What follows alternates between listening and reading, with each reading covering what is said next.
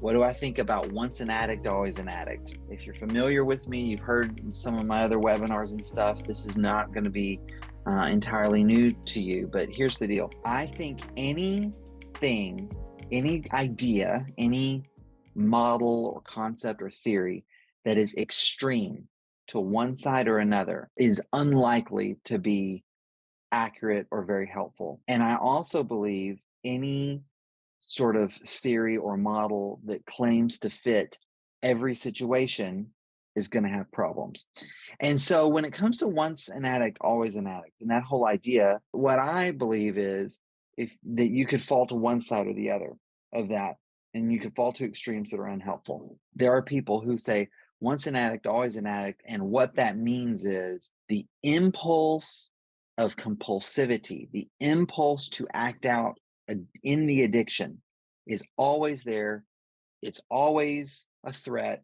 It's always as strong. And therefore, the addict, there's no fundamental change, no character change. And if they're going to stay sober, it's going to be through grit.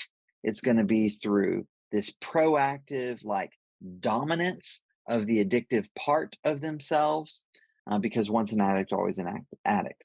Now, all the way on the other side of the spectrum, you're going to have people who say, absolutely not. It's totally possible in every situation for an addict to no longer be an addict, to, in a sense, completely undo all the effects of the addiction, all of the effects of the experience of being an addict, to the point that there's no difference between them and someone who's never been an addict.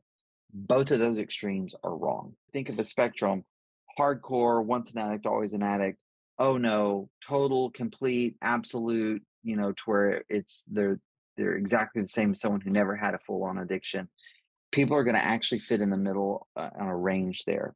And there are genetic issues there. There are environmental and like developmental issues there. There's a whole lot that goes into that. So what does that actually mean? What it means is, I think what we can get to is a place where the impulse is not something that is constantly in our ear. The impulse it's not as strong. It is weakened.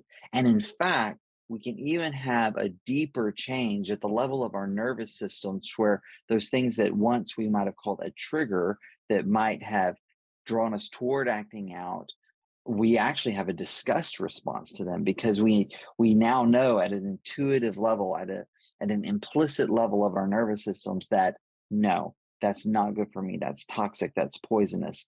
And that's a mark of genuine recovery in my mind. However, the addictive pathways are likely still there. Now they're like a trail in the woods that's been abandoned. They're not as readily available.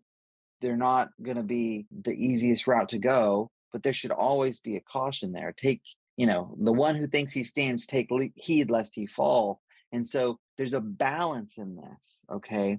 I want to live my life with a confidence in my own recovery, in the change, in the transformation that I've experienced.